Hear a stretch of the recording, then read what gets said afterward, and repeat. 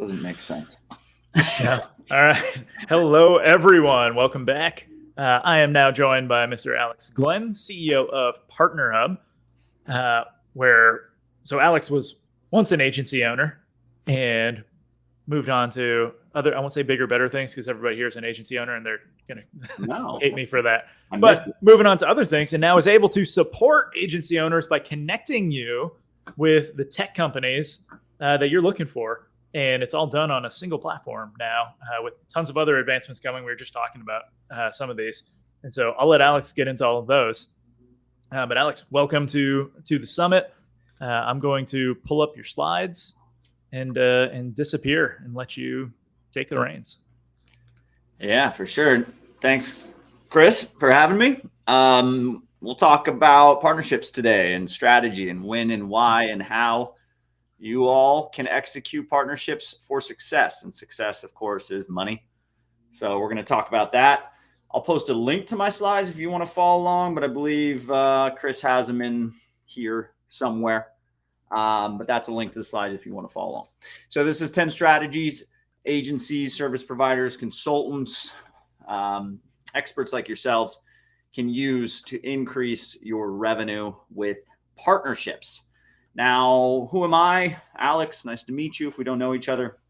I ran a sort of a go-to-market agency. My focus was quickly getting my clients into a market function, teaching them how to execute and kind of passing off the reins. I wasn't in the business of selling retainers for a very long time. I kind of went in with, I'm going to go to market with my clients in 3 to 6 months and help train their team. And of course, if they need me again with a new market, they'd come back and get in. And we called it Right to Revenue. It was pretty successful, but I got sucked into SaaS like most of us do, and then consulting. And now we're here. I launched partner programs. We've got an agency-only community called the Agency Partners Collective, where we train and develop agencies on all things, but partnerships is something that we truly do believe in. Despite what your experience is with partnerships, hopefully this will give you a little bit of clarity on if you're going to execute partnerships. Here are some things that you can do to make sure it's not a waste of your time. That's what we all want to ensure at least. So the types of partnerships that I'm going to talk about today, since we all have different ideas in our heads about what a partnership is, I'm going to talk about first and foremost, implementation partnerships, where you as the service provider are building retainers and building projects on top of your partnerships. And the partnerships underneath are either SaaS, your technology partnerships, typical HubSpot, Shopify, Salesforce implementation partnerships, or white label or referral relationships with other agencies. That takes us into the next type of relationship. The next type of partnership is a referral-only partnership. This is where I am in love with your product, or I feel your agency does your job very well, and I trust you and your company with my clients, and I'm going to refer you the business. This can be a commission relationship, a referral fee relationship, but oftentimes, more often, we're seeing these relationships start and be more reciprocal based, meaning I want to refer you business, not for a small piece of the business, but I want to ensure that when you have a customer with a need that I can solve, you're sending them back. This constitutes the majority of partnerships. The third is the step cousin of partnerships, whatever you want to call it. It's something that people like Pete Caputo will be presenting today do very, very well. These are partnerships where you and I, let's just use Chris as an example. Chris and I know each other. Maybe we refer business occasionally, but our partnership is more about creating more together, finding new opportunity together by co-marketing or co-selling. And maybe that is the only thing that we do. I may not refer Chris business tomorrow directly, but I'm going to tag him in content. I'm going to put his face in my stuff. He's going to put my face in his stuff, link to my stuff. And in that world, we're generating new business for each other. And that is a co-marketing. And then the co-selling we'll talk about that gets a little bit deeper in the relationship when you're actively in a sales motion together. So how do we qualify ourselves for partnerships? This is important. So if you're running an agency and you're still trying to figure out operations and sales, you're probably not ready to be a good partner for somebody. That doesn't mean that you have a client that you can't refer out. It just means the practice of partnerships may not be a good time for you. Sales, are you selling repeat retainer business? And this is important because your fly-by-night referrals can come and go, like I mentioned, but when you enter into a partnership, you're relying on them to put in work, you're putting in work, there's lots at stake. And if you're not seeing repeat customers for yourself and retainers that are being purchased and referred and word of mouth, the partners that are involved in those retainers, whether it's another agency or a SaaS, are not going to see a lot of value and therefore will not see you as a valuable partner and not want to reciprocate as much. So make sure sales and operations are buttoned up tight. I mentioned retainers a lot because when you're selling repeat, same packaged up services on a monthly recurring basis, that means that you are super valuable for the partners that are built into those retainers, whether it's another agency that maybe services that retainer with you under a private label or white label relationship, or software. Expertise. This is important. If you have thought leadership under a subject matter, that third tier here, this co-marketing, you can be a valuable partner. And we stress this to the SaaS, the tech companies all the time, is don't look at an agency for the size. Don't say, hey, you have 50 employees, you're going to be a great partner. Look at these things, these components, and you should look at these components when you're partnering with other agencies, because if it's a two-person shop, doesn't mean that they can't be a good partner. Look at the founders and say, hey, you actually have a lot of thought leadership under a topic. I would love for you to help my team and my audience and bring you into content and bring you up on stage and do all this co-marketing with you. Otherwise, you've got a lot of retainers going on. You've got a lot of sales operations going on. That would be the snowball effect of partnerships, but don't discount the smaller agencies or the smaller partners. Choose the right track. This is where you need to decide when you're entering into a partnership. Let's say you and I meet today. Well, the first thing we're going to do is vet each other. I'm going to check out your site. You're going to check out my site. We're going to go to reviews, pages. We're going to vet each other, and we're going to decide if we need to spend a little bit more time, meaning why don't we do a lunch and learn? Say I'm a tech company. I am a tech company, but I'm coming to you as a partnership opportunity. You're going to vet me, and you're going to decide if you reply to that email or if you answer that direct message.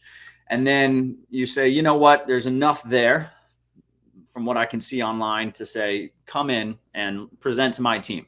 Pitch us what is the bigger picture. What is the partnership opportunity? Sometimes it's a lunch and learn. Sometimes it's a quick Zoom call. But there's time and resources at stake here. So, of course, do your homework before inviting those partners or potential partners in. Now you're going to split. There's going to be a fork in the road.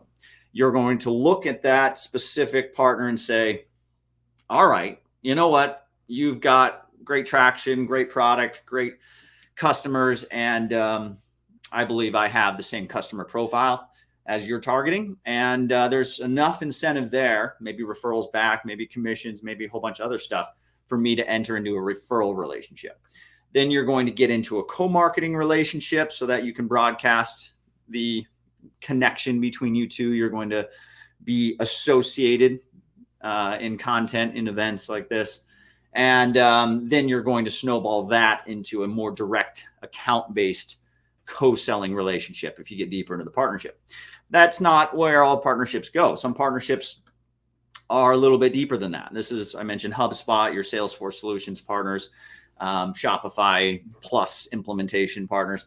These are the partnerships that take a lot more time, energy, and resources that can become very lucrative, like Gray and ClickUp. The guys over there at Zenpilot and ClickUp, they went very deep with ClickUp and become what we call a power partner.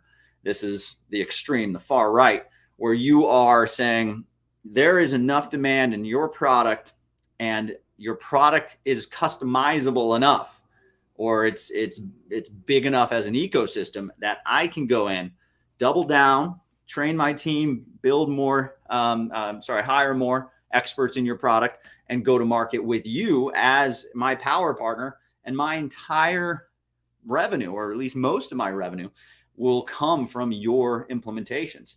Or typical, I mentioned HubSpot as a perfect example.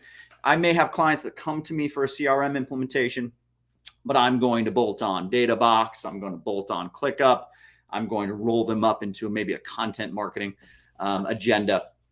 And that's when you still become that implementation partner. And that's where you're going deeper on the product side. So up here, you're very much focused on, I need to get value from all of your traffic and your customers and being a part of your content and events. And I'm going to refer you business in return for bringing me into all that stuff. And, or these could be sandwiched together, of course. I'm going to go deep on the product, train my team, develop services on top of my product. On top of your product, and rinse and repeat. How do you build more revenue from these partnerships? Tip number 2 is to productize your services.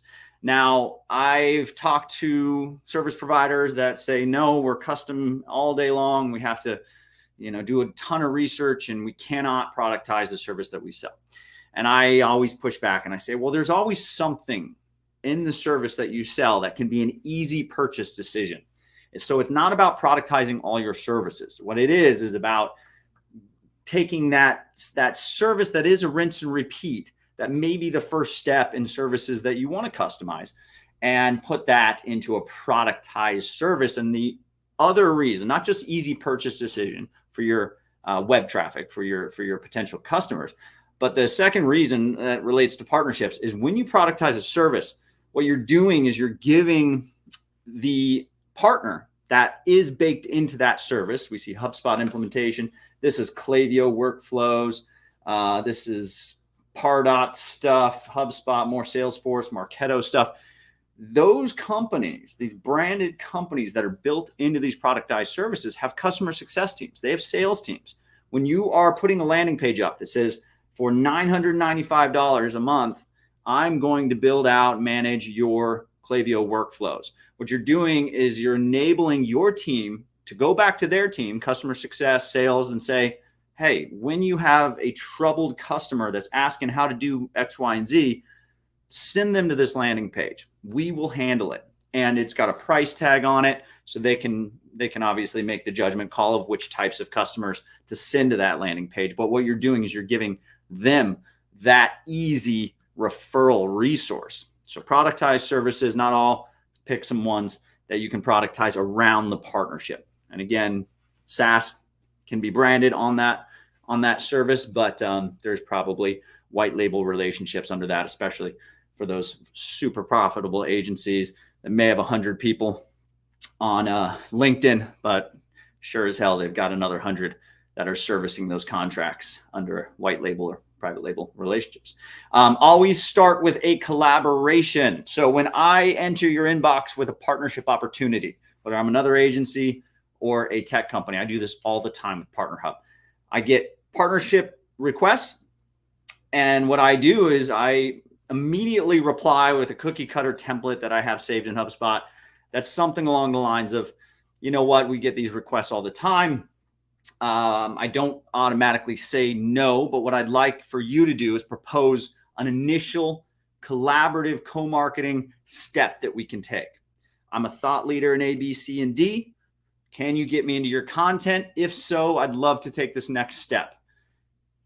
And then it's on them. And they'll hopefully, if they're smart, reply back with, yes, Alex, we actually have a webinar coming up, or we have an article in our blog, or even we'd love for you to just write a blog post for our blog. As long as it hits on these topics, we'll publish it. And we've started the relationship. Now, I've maybe checked out their website at this point, and maybe the product is killer and it fits a need. And then I want to talk about product. And then I want to talk about potential co-selling relationships. But these are just some examples of stuff that you can propose proactively, or retroactively and reply to those inbound requests to partnership. But what I tell the agencies is don't just say I'm too busy and delete or don't even reply to the email. I'd always say put it back on their plate to say, what do you want to do for me? And then if you do spend 2 minutes, let's say hypothetically, someone from DataBox's team, just because Pete's in this thing, reaches out to you about partnering with DataBox. And you've already got BI dashboards, or maybe use DataBox, but you just don't have the time to go into a partnership, whatever it is. What I would do is I would go on their LinkedIn and I just check out some of the people there and see if they have a thought leader like Pete on the team. And I'd reply back and I'd say, you know what? My team is struggling with an operation. And it looks like someone on your team seems to be very good or an expert at, or at least talking about this pain point that my team has. It could be sales. It could be mastering ClickUp. It could be a workflow using HubSpot, something like that. I'd say I reply with, I'll invite you into a lunch and learn if you can get that person on your team to present to my team how to optimize A, B, and C. And of course, you can share links to your partner program or your sales demo. Of course, we can do that as well. But what I want from you right now is come teach my team something of value. And that will kick the relationship off. And with partnerships, it's all about how are you starting the relationship? It's not, I have a referral right now. I don't know you. I don't know who you are. We're just meeting, but we need to start the relationship off with something that will become a bigger thing. And the easiest is shared lunch and learns, joint lunch and learns. Go present to their team as well. Bring them in to present on a topic. Don't make it about a product or a service. Make it about a topic that you guys are both experts in. And co-marketing, of course, content is easy. Webinars are easy. This is another idea, not even an idea, a practice that a lot of our agencies are implementing, and I have a link to it, and I'll link to this as well. But one of the things that a number of our agencies do, I'd say very, very well in the e-commerce space, especially, we see this with Shopify, is they will create a course with a product as the center point of the course. So it'll be, this one was Merchant Mastery Shopify XYZ course. And what they did is they said, we're going to sell a course for a low amount of money on a pain point that everybody that is dealing with a new Shopify implementation will have. But then in that course, there's classes on steps to create this funnel. You imagine, like, how do you do this funnel activity in marketing, sales, operations, whatever. Every single class in that course can have a suggested product focused on that in that class. Then what they do is they say, okay, well, we're going to charge a low amount of money just so we can give out coupon codes. They're not even really after the money from the course, the money from the students that are buying seats. But then what you do is you go to tech companies that you would love to talk about in each one of those classes and say, hey, I'm about to do this course.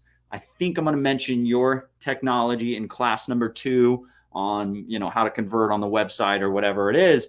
And what can you do for us to help co-promote this course that is going to live forever and it's always going to have your technology linked in it?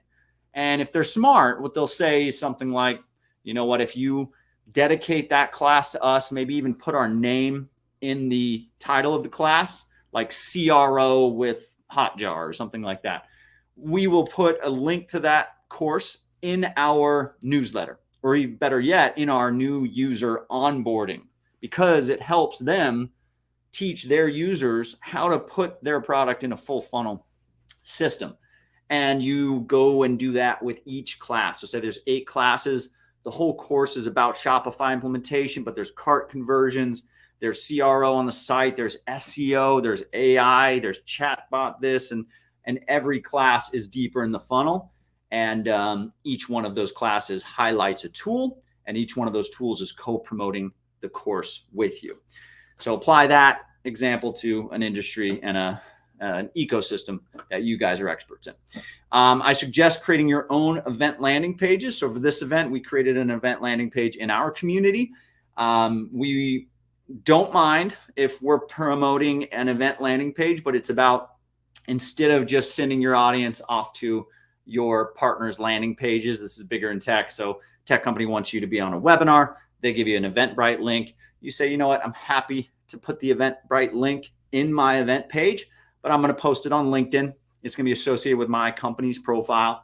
I'm going to tag my team in it, and I'm going to invite my connections to it. And then as your face gets into more of these event pages that you're collecting those impressions for, your personal brand lifts. It's not about even owning emails. It's really just about, instead of sending that traffic off to your partners' landing pages, create your own and be that center of attention, right? Unless they're paying you. If they're paying you to be a part of it, of course, it's all them. But if you're doing free webinar stuff, you're doing free presentation stuff, make the most of it. Lean on partners for your assets that they want you to market and they want you to sell with.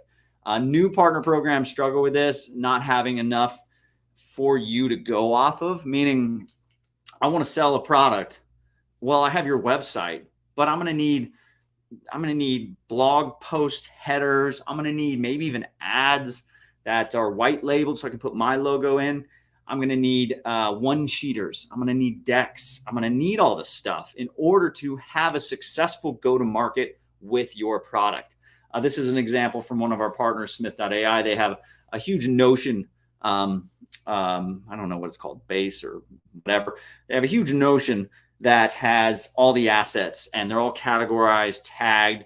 There's white label versions that don't have Smith's logo, that just talk about pain points. There's videos, all sorts of stuff. So lean on your partners for those assets. If you have a campaign that is focused on a technology and a solution, don't go internally and say designer A and designer B, please get this done and pay them.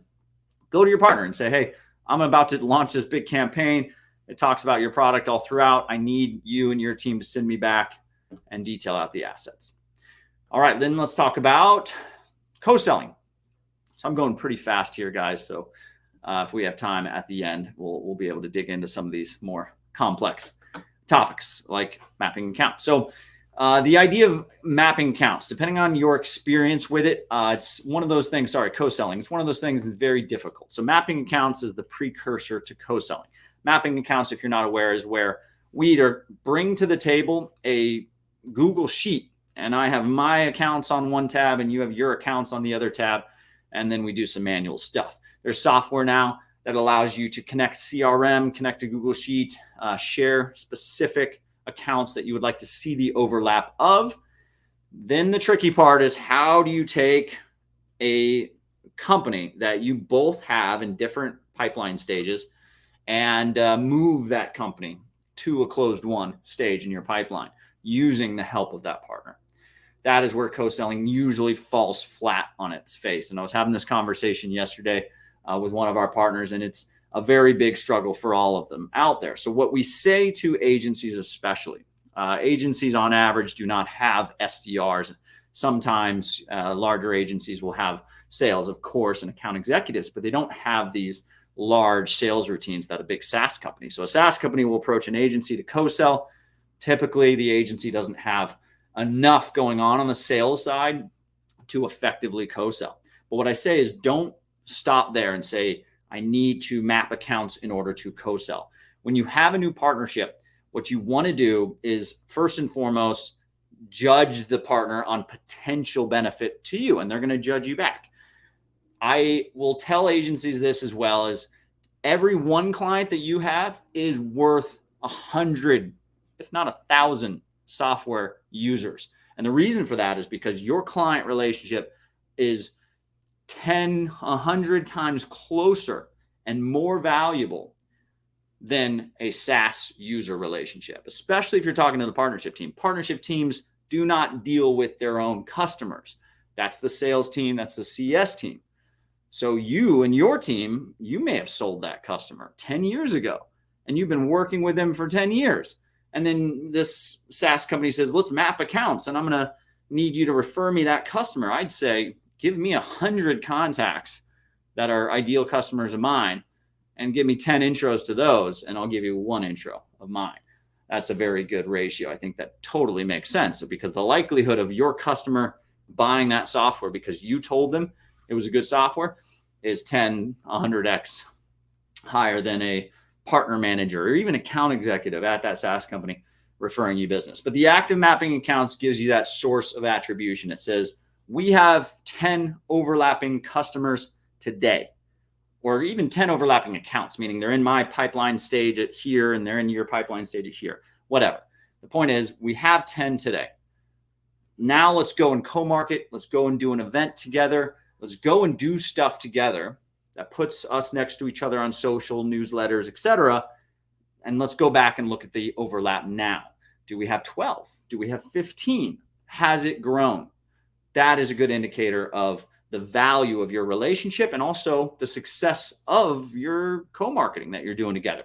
When it gets into the weeds, it's like, okay, well, there is an account that I do want you to help me close. And then I say, helping your partners close deals is not always about referrals. It's not go on to LinkedIn or add me on an email thread. It's about giving them ways to attract that customer, helping them understand what made them buy your service, then saying, hey, you know what? I don't feel comfortable making that introduction right now, but what I do feel comfortable with is co-hosting an event with you, or putting together a really strong article on how to do XYZ with your product and my implementation team, and sending that directly to that specific customer that you want. And that is not a direct referral, but it will help push them over the line. Number 8, and we'll try to wrap it up here in 5 minutes, going to market with your partners. So you go to market with new clients, new customers, a new product launch, if you're a marketing agency, all the time. Why aren't you putting the same effort, the same tracking, the same organization with your partners? So here are some stages. You're going to have these slides, but same exact mentality and organization and effort. Put that in with a new partner that you have decided to take this step with. Make sure they're bringing things to the table. If they're asking you to train 5 team members, you know that's 5 hours per team member. That's $500 per team member. That's $2,500 in expense just in training 5 team members on the product.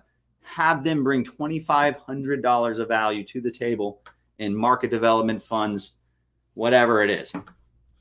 We have a great article here, Going to Market with Your Partners, that you can read, which explains exactly how to do it. And I'll do one better. You will have a Partner Hub account for free if you choose to use it. And you can organize your go-to-market inside Partner Hub so that you're not guessing where everyone's at, what stage, what projects, who's doing what with the partner. Put the memorandum in place with that partner on those calls. Set up that go-to-market for success. Number 9, set alerts in Sales Navigators when your partners hire new employees. This is pretty easy to do. I think most of us have Sales Navigator today. I linked to an article. But when your SaaS partner hires a new salesperson, you should jump into their DMs, introduce yourself, send them your one-pager and say, we have XYZ overlapping customers. I'm a huge proponent of yours. I'd love to help you win business. Let's jump on a call, because that salesperson or that CS person is going to be the person who either remembers that you exist and wants to help win business together, or has no idea you exist. And it's up to you to make them know you exist. The partner team is not going to introduce all their partners to all the new salespeople and all the new CS people. It's up to you to be proactive and get that done. Number 10, begin all your partnerships with a discussion and a memorandum. It's almost like an agreement, a contract, if you will, that says, I am going to be doing this. You're going to be doing this. We're focusing here for the next 4 months or 3 months or a year. We promised each other this. My point of contact is this person. You're going to put me on your partner directory here. I'm going to put you on my partner directory here. And sign the bottom if you want. We put this into a light aspect of the product here associated with the project. But every time you get on a call with a partner and you plan out the next 3 months, there's going to be promises made. You have to make sure that they stick to the promises. They're going to forget. They don't document this in their CRM. Hopefully they're using Partner Hub. If not, invite them and get them to promise, and you're going to have to reciprocate, and then hold them to that. Book that call 3 months down the road. So set an alert for yourself. And when that alert shows up, say, did we do what we promised? Send them an email, get on a call. If your partner's here, you can just book a meeting real quickly and say, you said this and some of that happened, but look at all these things you promised that didn't happen. All right, I'm right at 30. I think I promised Chris to end around 30 minutes. I don't know if this QR code works, but that will point you, of course, to the selfish plug of the presentation, which is Partner Hub, which we are building the product so you can manage and facilitate all of this partnership go-to-market stuff inside. Chris, are you still there? Oh, I am still here. Thank you for that presentation, and not a selfish plug because I think a lot of people actually benefit from using this. Jump in it. I mean, create your account, check out Partner Hub. Like, it is an awesome tool just to play in and see what you can do with it, as far as finding some of the tech companies and things like that. And then just to kind of build off some of the stuff you were just saying, this memorandum piece, again, same theme for one of the items that Gray brought up, right? Expectation management. I have an entire portion of my slides later. Expectation management. If you can control the expectations of this engagement, it is going to go better. And so being able to just put it on paper, get the agreement down, your life is just going to be easier, right? Like, you now have accountability, you have a targeted outcome that you're both working towards. Why would you not want to do it? Yeah, so, I think especially with partnerships, agencies, in all agencies' defense, you're focused on customers, as you should. You should not be worried about partnerships. It should be something you do, and you should have a plan and a process and checks and balances, but you should not be worried about it. But what I do tell all the agencies out there is, like, you cannot rely on your partner teams, your partners, the teams on your partners, at your partners, to pull you in these directions, because they will. They'll say, okay, this is our partner program, and they'll flood you with onboarding crap and documentation and folders and assets, and they'll jump back in your calendar 2 months later and say, did you get all through that? Are you an expert in my product? And how many referrals do you have? And you'll be annoyed, and you'll be tired, and you'll be fed up with partnerships. So what you have to do is say, no, this is how I do partnerships. It starts here. I need value immediately because I'm going to ask my team to train on your product. And if it's another agency, same thing. I'm going to ask my team to learn all about your agency, build a sales system with your sales team. And in return, I'm going to need you to come with anything you can, which is, with most of us, we all have blogs. We all have the ability to create webinars together. Co-marketing is easy. They shouldn't have an issue. If they have an issue with that, if they say, no, actually only our top partners are involved in our co-marketing, you say, okay, I'm going to go now. I'll see you. I'll see you online, whatever. Say goodbye. Dismissed if they say something like that, because especially in this situation, it's like, you should co-market with people who are good at implementing and solving a problem and have the new best strategies. It should have nothing to do with whether or not you're partners. Like, Chris and I don't have a formal partner agreement. We're not exclusive. It's just Chris and I have thought leadership in different things, and we want our audiences to know about the same thing. So if you're a thought leader, going back to that, I think tactic number 4, you want to make sure your partners, or even non-partners, go to their bloggers, go to their writers, go to their marketing teams and say, I'm really good at this, and I want to put this together. I'll do one last example, and then you can tell me if you need to boot off. But this is a perfect example. You have a blog that's published on a very highly trafficked blog post that is written by an agency when we introduced it, they were not partners, but they said, you know what, I actually did an implementation of Smith. I wasn't partners with Smith, but I did an implementation. and I have screenshots and I have results and I have exact tag manager set up. This is stuff that Smith.ai's team could not replicate. They needed Matt to do this because it requires not just Smith, but an actual in-use Google Analytics account. It requires creativity, customization. Look at this thing. I guarantee you that, and I don't have the analytics to support this, but I can almost guarantee you this is one of the highest converting blog posts that Smith has because it's actionable. It's written by a third party. Matt gets his backlink. It's a do follow backlink on here. He's going to share this all over the place. So Matt, if he was proactive when he did this, which I think we introduced him and it just happenstance, but what he would do is say with his tech stack is say anything that I'm implementing well and I've got a ton of value around, I'm going to go to those technology blogs. I'm going to say, hey, I'm going to publish this on my website, but I would publish it on yours if you let me, and hand them this on a silver platter and say, all I need is you to mention me and give me a do follow backlink and keep these links intact. And if they say yes, you're going to get a ton of value. So you can be proactive is my point and get this stuff out there because I'm sure your agencies are doing this all day long, you know? Yeah. Well, and this kind of feeds into a question that I wanted to ask you, right? With partner relationships, you're hinging your reputation on any referrals you're making, right? Especially if you're the agency and like you were talking about, you have this big relationship built up with your clients. You're going to refer them to someone. You want to be able to trust whoever you're referring them to. And so, and I get hit all the time with people who, hey, let's partner on this, partner on that. And I know nothing about them. And so it very much feels like they just want into my pipeline, right? To be able to take some deals and work that way. What are some ways that you could be kind of showing your value before even getting into like doing a joint webinar or something like that? That's kind of a low level kind of in. What are, like, obviously the blog post is a great example of something you could offer. What are some other examples of things you've seen?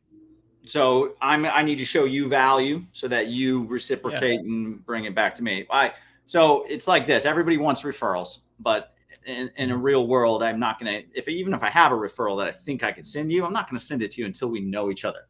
So the stages are figure out who specific people inside of the two organizations can add value to the other organization in what way. So you kind of have to go down the laundry list.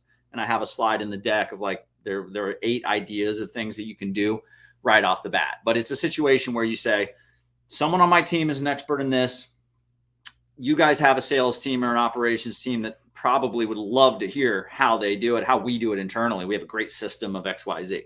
Let me come in and present, or let them come in and present over lunch and learn to you. Free of charge. We'll do that. We'll put that together. Your team will love it, guaranteed. That's easy. Articles are easy. Hey, I've got this blog post we're about to publish on our site. It talks through exactly how to do A, B, and C. It makes sense for your blog. We can give it to you and you can publish it on your blog. Co-marketing is even easier than that. Let's do an expert interview that we'll transcribe, we'll write up. You give me your CEO or your head of something, someone that, you know, has some thought leadership and a little clout because you want it on your blog, of course. And I'll interview them. I'll do all the write-up. I'll do all the publishing. I'll put it out to my newsletter. I'll put your logo. I'll put your links in there. And we'll get you some traction there. I just ask you maybe do the same. Invite me to your blog. Do an expert interview. I'll even I'll add quotes to some of your articles. DataBox, again, does this better than most. They'll crowdsource answers to how SEO is done and whatever. Mm-hmm. And there'll be 15 agencies that talk about how they do that specific thing. And all those agencies get a do follow backlink. Sometimes their picture. I always recommend if you're going to co-market with partners, put their picture. Like when Chris gave me gave me a picture, a graphic, a PNG to post on LinkedIn about this event. He made sure it had my face, not just my name, and then the, All In Agency Summit all over the place. He put my face in the middle, and that's going to ensure your partners share what you put them in. So a good example is like this article that I was showing from Smith.ai's blog. It had a generic screenshot as the cover image. as the blog header image. What I would have done is, if I was Smith's team, is I would have put Matt's face in that cover image with his name, his agency logo. That will increase the likelihood that Matt's going to share that with his newsletter repeatedly, because it makes him look good. Even though it's just published as a by Matt, that's good. But the next step further is to put their face, your partner's face, in that content so that they share it everywhere. Right. Really highlight them. Exactly. Make them famous, Pete would say. Yeah. Awesome. All right. Well, Alex, thank you for joining, sharing that presentation. Anything else you want to part with? Reach out to me. I'm an open book. I'm on LinkedIn. I'll post my LinkedIn profile, or it's probably in my Hoptin thing here, but I'll post it once more. Connect with me, and I'm an open book. I love jumping on calls. I'm one of those rare people that believes I can find opportunity and value almost every time I talk to a new person. I'm not, prohibitive with my calendar, and I'm too busy to get on a call. So I will get on calls with just about everybody and figure out what we can do together. So let's do something. That's all. Awesome. All right. Thank you. And we'll see everyone for the next presentation. Thanks again, Chris. Thanks, everyone.